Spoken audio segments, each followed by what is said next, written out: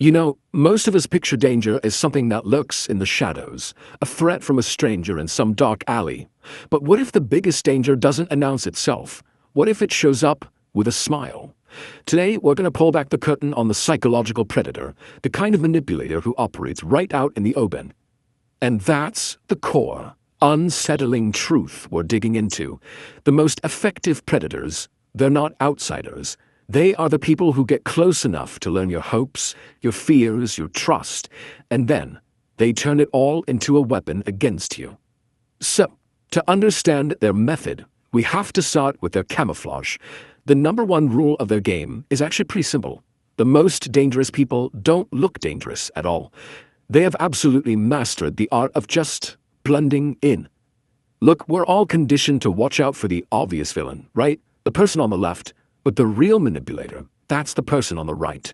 They don't use force, they use charm. They don't intimidate you, they disarm you. Their weapon isn't physical, it's this deep, calculated understanding of human psychology. The clinical term we're talking about here is antisocial personality. And just to be clear, this isn't about being shy at a party. This is a profound, total lack of conscience. Because they don't actually feel empathy or guilt, they spend their entire lives studying those emotions in other people. It's like an actor learning a part. They've learned to speak your emotional language fluently, without feeling a single word of it. So what's their game plan? Well, it is never random. It's a methodical process, a playbook that's designed step by step to dismantle your defenses and gain your absolute trust. It all starts with 3 key moves. First up, identification. They scan the room for kindness and empathy. They're specifically targeting the healers and the givers.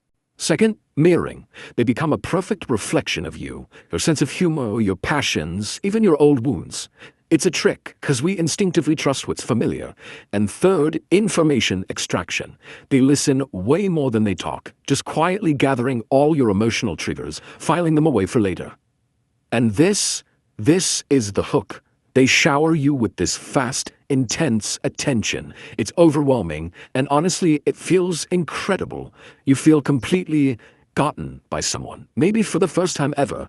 But this isn't an accident. It's an engineered connection, designed to short-circuit your natural, slower process of getting to know someone and create a deep emotional investment really, really fast.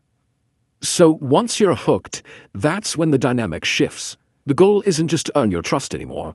Now it's about destabilizing your reality. This is where they really start to weave their web of control. And they do this with these subtle, sneaky little tactics. A backhanded compliment over here, a joke that hits a little too close to home over there. They'll promise you one thing today and then completely deny it tomorrow. Every little action is a calculated probe designed to make you feel off balance, to make you question your own perceptions. And here's the wild paradox of it all. When you're feeling confused and insecure, who do you turn to for reassurance? Them. They create the storm, and then offer themselves up as the only shelter. This creates this incredibly powerful dependency, making them the sole narrator of your reality. Once that control is established, once your emotional thermostat is completely in their hands, the final stage begins, the extraction of value. And this exploitation, it can take a lot of different forms. It might be financial, draining your bank account. It might be emotional, making you their constant caretaker. It can be social, systematically isolating you from your friends and your family until they are the absolute center of your world. The method doesn't really matter. The goal is always the same. And make no mistake, this is a one-way transaction. They operate with a single, relentless rule. If you have something they want, whether it's money, attention, or status, they will take and take and take until the well is completely dry. So when you're finally drained, emotionally, financially, spiritually exhausted, they don't help you recover. They don't feel any remorse. They simply move on. The discard is often as sudden and as cold as the idealization was intense, and it leaves you just wondering if any of it was ever real in the first place. And what do they feel after causing all this devastation? The answer is zero, nothing. To them, you weren't a person, you were a resource. And once a resource is used up, it's just discarded without a second thought. There's no guilt, there's no closure, there is only zero. Okay, hearing all this can feel pretty overwhelming. I get it. But the point here isn't to create fear, it's to build awareness. Because understanding the rules of their game is the very first step to making yourself an impossible target. So the most important question is, how do you see it coming? So let's get into our final section, building up your defense. Your greatest weapon isn't going to be suspicion or cynicism. It's clarity. It's the power of recognizing the patterns before you ever get caught in that web. Alright, here are the patterns. You gotta watch for someone who moves way too fast, who seems just a little too good to be true. Notice if they can ever admit they're wrong, or if they always twist it back on you. Pay attention to someone who substitutes charm for real honesty, who lies easily, and whose presence consistently leaves you feeling more confused, not more clear. If you remember nothing else from this, please remember this. Do not trust their words. Trust their actions. Trust the patterns.